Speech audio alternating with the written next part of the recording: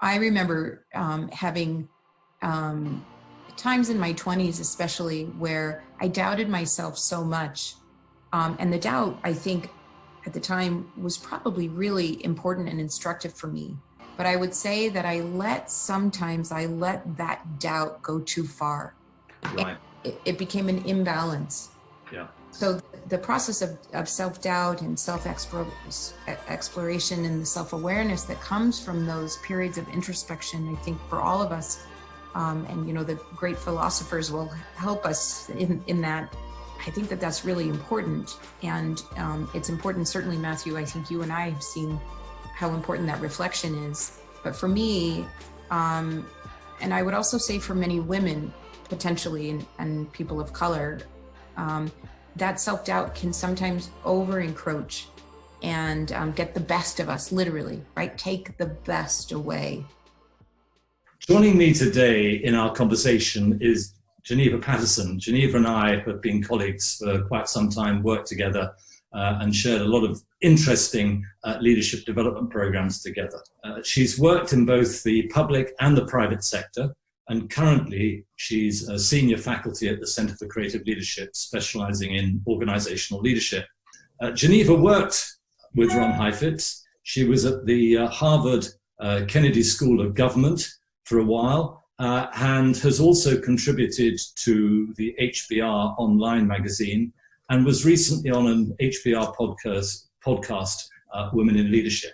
So Jeneva, it's great to see you. Thanks for joining us and giving up some of your time. Now, we want to chat about adaptive leadership, something that you and I have shared from time to time. You know an awful lot about it. I know very little. So just start off perhaps by saying a little bit about what it is and why it's relevant, particularly in today's situation. Sure. Thanks, Matthew. Thanks for having me. So when you think about adaptation, if you look at the verb to adapt, it's really the process of adapting to the situation at hand. So to give the most current, the most pronounced adaptation that we all have to face, interestingly, the entire globe, is COVID-19 and the pandemic.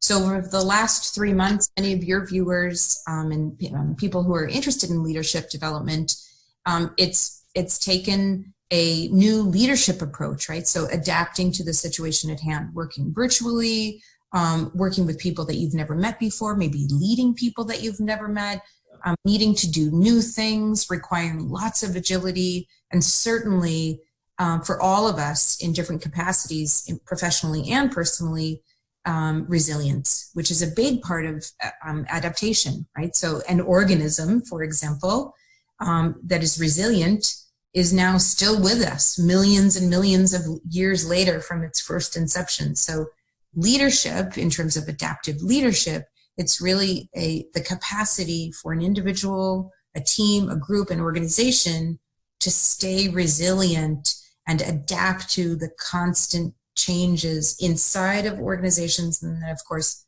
outside of organizations. And the pandemic is certainly one that has forced all of us to adapt, right? We're in the process of live adaptation now. And so, but it's been around for a while, hasn't it? I mean, I know we're in the pandemic. I know everyone in all walks of life is saying, it's going to be very different, or it is very different. We're not sure what it's like coming out of the pandemic. But actually, the idea about adaptive leadership has been around for a while. Yeah, it has been. And so adaptive leadership as a coursework, as you mentioned, it was at Harvard University Kennedy School of Government, which is one of the graduate schools there. And at the graduate school, Ron Heifetz and Dean Williams, Hugh O'Doherty, many others work in adaptive leadership. So the process, the learning process of building capability and building capacity to lead within and through adaptive circumstances or circumstances rather that need adaptation. And that's required of us all the time. I think that many of us might say that the pandemic is unique, of course, in many regards, and we're seeing the consequences of that uniqueness everywhere. But the uniqueness is that adaptation happened so quickly. And when I said before about organisms that have to adapt over time, millions of years, and suddenly we have the dinosaur turns into a mouse, right? We don't know, but that is long, right? We have a lot of time to adapt. And typically in organizations, adaptive leadership, you think, okay, so we need to go from a service offering to, let's say, a product offering. And wow, gee, that's really different. Maybe we have a year to 18 months to actually get our heads around that, build some processes, adapt to that operationally. But with the pandemic, one of the reasons why it's been so disruptive, to use a word that we've seen for years also, is that it's been so fast and so complete, right? And so for many people, existential, right? So there's that operational adaptation, but it's also, wow, maybe my job doesn't exist anymore. And so I have to adapt in very different ways. Or maybe my industry is completely turned around and I'm working even more. Or my job is even more important. I'm suddenly an essential worker. So there are lots of new imposing features of the adaptive context. Yeah, because I mean, one of the things that I'm sort of conscious of is that in many other sort of things that you and I have discussed over time, there's always been a sort of a development element. There's been something that says over a period of time, working on this or working on that. The thing about the pandemic is that everyone seems to have, those who are in the midst of it, whether they be frontline health workers, whether they be scientists advising governments, economists trying to sort out things, they've had to look at things where there is no certainty. Yeah. So they've had to adapt into, if you like, an environment where there isn't some sort of genetic process whereby they morph over time into some other species, or they have some time to develop their ideas and their thoughts based on the past. This is like sort of having to really reach out maybe and listen to people they might not have spoken to before, or considered ideas that might not have been even ideas even a few months ago. Yeah. So there's something about the total sort of agility of all of this that seems to strike me. Maybe some of the things that you and I discuss in terms of gradual development of people's behaviors or the way people respond. It's so true. And so then when we talk about adaptive leadership, and like you've said, you and I have had that conversation with a lot of the people that we've worked with in organizations over the last many years that you and I have been doing this. And it's true that because it's faster and arguably more dramatic, therefore, the reservoirs that you have to pull from within yourself and from the systems around you, that requires a lot of personal strength. But then the risk is that we take it on ourselves as individuals, where it's really us within the systems. And we see that with Black Lives Matter, for example, right? The systems around us have failed individuals. And so on the one hand, it's about personal resilience, but it's really an opportunity now actively to look at the systems that we have built, right? The structures that are around us, in fact, that don't support the required adaptation. So it's an individual process, but it's also that organizational or the systemic process too, that we have to look at. Yeah. Now, I mean, sort of just diving into a bit of detail, I've noticed lots of conversations recently with people I work with who talk about, getting off the dance floor or standing on the back. Some of the classic phrases that come out. And it's interesting how that language I think, has crept into conversation. But that in essence is a small element of adaptive leadership playing out, isn't it? Yeah, you're right. That dance floor, right? And getting into the action and, having that passion and the interest and the need to get on the dance floor and, work out those moves and dance in concert with other people. It's a collaboration, right? Life is a collaboration. But at the same time, making sure that while you're experimenting, because that a lot of dance is experimentation, that you also, like you said, get on the balcony, get some perspective and, and help yourself, right? Create a holding environment for yourself or with a confidant or a group of people that you rely on for that resilience, right? And then getting back on the dance floor. And it's that improvisation where, you interact, and it's important, right? Because it's based on your values or what you need to do to survive, to adapt. But at the same time, getting on the balcony and making sure that those patterns are obvious so that you can stay alive and that you can thrive, literally. Yeah. I mean, I had to smile the other day because if you remember, we were in a conversation and suddenly decided that maybe there are multiple balconies, that actually maybe a balcony that you climb onto that gives you a little bit of an overview of what's happening in your particular part of the system. Yes. There are sort of different height balconies. There are sort of ones with flowers on and ones right at the top of a building that sort of give you, metaphorically speaking, that give you a completely different view. That's so true.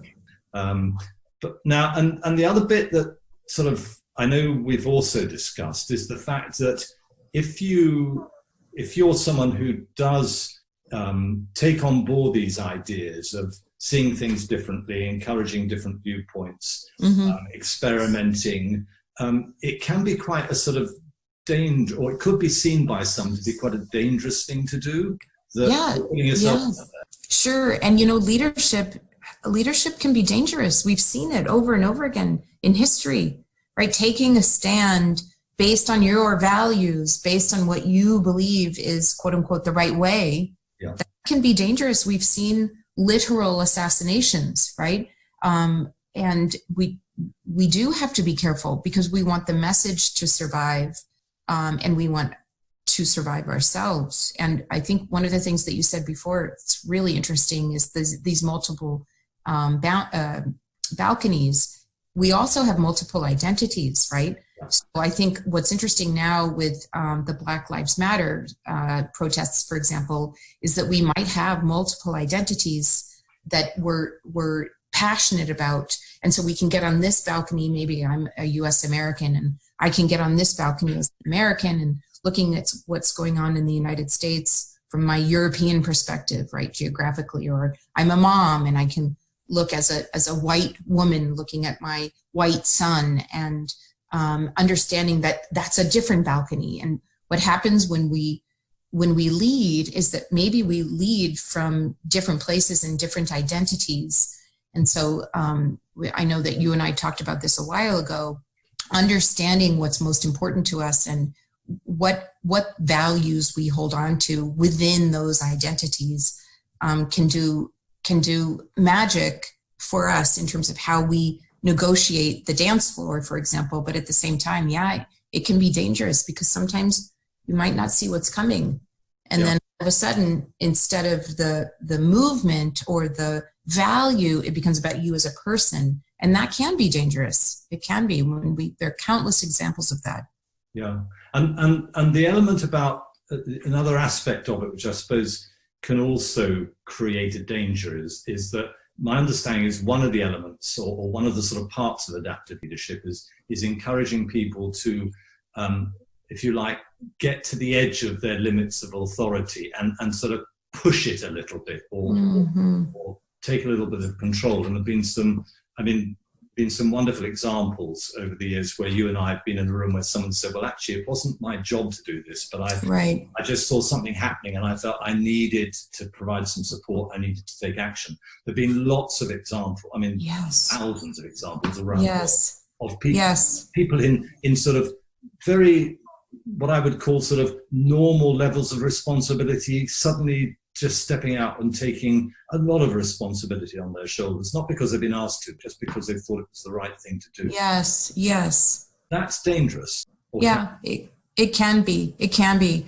And so there are mechanisms to help, I mean, in adaptive leadership and some of the models and the framework, there are mechanisms to help, buttress, right, and support that movement forward. And in organizations, outside of organizations, you have formal authority, you have informal authority. And it's nice when both are in the same place, right? When formal and formal are all tied up neat in a bow, that's a great place to be able to enact leadership and mobilize groups of people right? Or systems forward when those are aligned and there's that, that clear direction, like we've talked about before. Yeah. And sometimes you get a lot of movement from people, individuals, groups with no formal authority whatsoever. And we're seeing that all over the world right now, right? That the kind of dismantling in organizations, for example, I don't know if you recently saw last week, Princeton University decided to rename the Woodrow Wilson School, right, because of Woodrow Wilson's history and his philosophy and his writing and what he believed in, what his values were. So you see that a lot of informal authority pushed the formal authority, right? There were requests made in 2015 to rename that school, and the school decided not to. But now with all of this informal, leadership that's happening and the push on the system, that's an amazing example then of formal authority actually changing something which is symbolic for so many people, for all of the alumni, all of the prospective students, the clout that Princeton University holds, for example, on the world stage. Yeah, I mean, we've had if you like, there's been a wonderful example here in the UK. I'm just getting his name up right, but Marcus Rashford, who's a footballer in the Premier League, and I think had stepped forward and said, there's a process of free school meals here in the UK, and there had been a move to sort of curtail them as part of the sort of coming out of the pandemic. And he just went online and said, look, this is crucially important for many of the people that I know, the community I come from, the people I know. And almost overnight, it has changed government policy. Amazing. And then that just struck me as someone who had stepped to the edge of their authority, or probably comfortable doing so, and said something that lots of other people were wanting to say, but just had the courage to go out and do it. Impact. So I think it's a very useful. I really do think it's a very useful way of looking at leadership and looking at the things that help you become successful. And it's something you introduced to me, so it's not that I've known about it for a long time. But starting out on your leadership career again, rather than where you are now, if you had all the insights you've got from an adaptive leadership perspective, what might be 2 or 3 things you'd be saying to yourself or to others around, saying, look, it's going to be tough, it's going to be difficult, there's no certainty, all sorts of things are going to be thrown at you that you've somehow got to navigate your way through. Here are perhaps 2 or 3 things to just keep in the back of your mind all the time when these things crop up. What might be those things that you'd suggest or you tell yourself? That's such an interesting It's a powerful question, and I think that understanding that our periods of disequilibrium, when we may not feel like things are going our way or quote unquote the right way, that there are certainly really, really awful consequences of that happening, as when it's important to us. But also understanding that those are times where powerful questions can actually lead you to some insights about what's most important to you as an individual. And I remember having times in my 20s, especially, where I doubted myself so much. And the doubt, I think, at the time was probably really important and instructive for me. But I would say that sometimes I let that doubt go too far. Right. It became an imbalance. Yeah. So the process of self-doubt and self-exploration and the self-awareness that comes from those periods of introspection, I think for all of us, and the great philosophers will help us in that.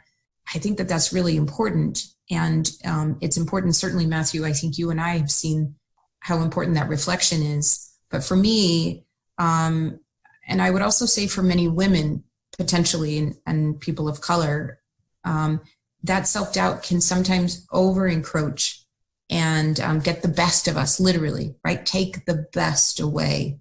as opposed to letting that best come out. So I think it's important to find then resilience within oneself, but that's a tall order, right? Only relying on yourself is, I think it's a myth.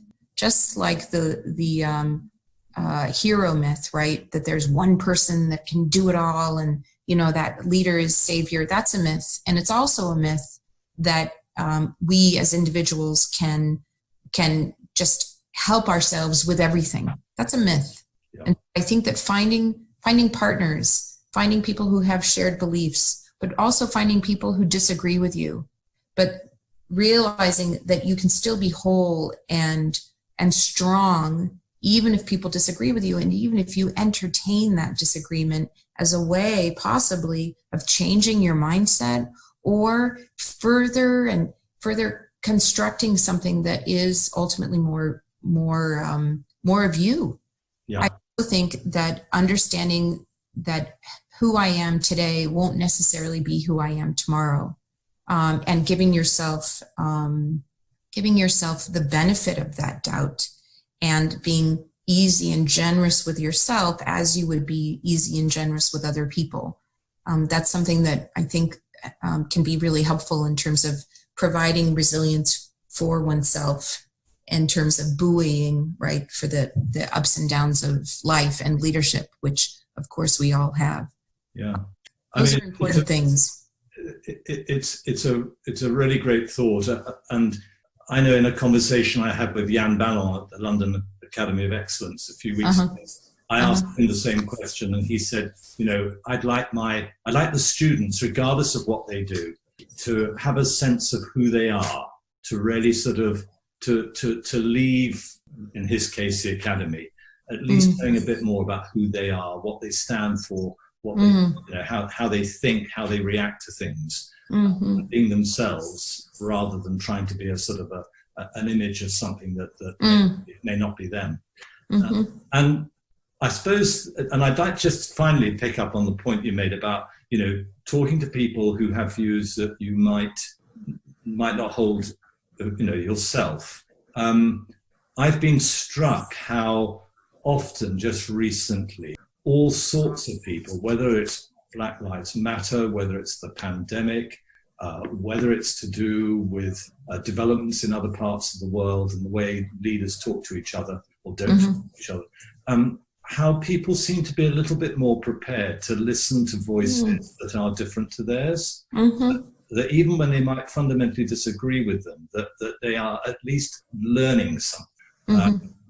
I think the Black Lives Matter issue has brought forward an enormous amount of discussion about what things really mean to people who may not be like you, the biases, the prejudices, the viewpoints that we have that have been sort of built up, and being able to just listen to those other voices, and rather than just reject them, think about and say, hold on a moment, there are important things being said.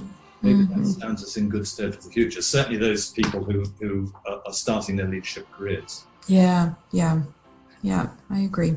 Geneva, it's great to talk. As always, I could go on for hours. Oh, me too. Me too. When we meet up for work. Do please, come and join us again, or share a conversation with a colleague of yours, because I think it's just what Let's Talk Leadership is really all about. It's about just sharing views and ideas, and maybe helping some of the younger leaders sort of face the things they've got to face with a little bit more confidence, even if, as we started off by saying, life isn't ever certain. But it's great talking to you, so thank you so much. Thank you, Matthew. Likewise. Love seeing you, even from afar. Thank you so much. Pleasure. Take care. Okay, bye.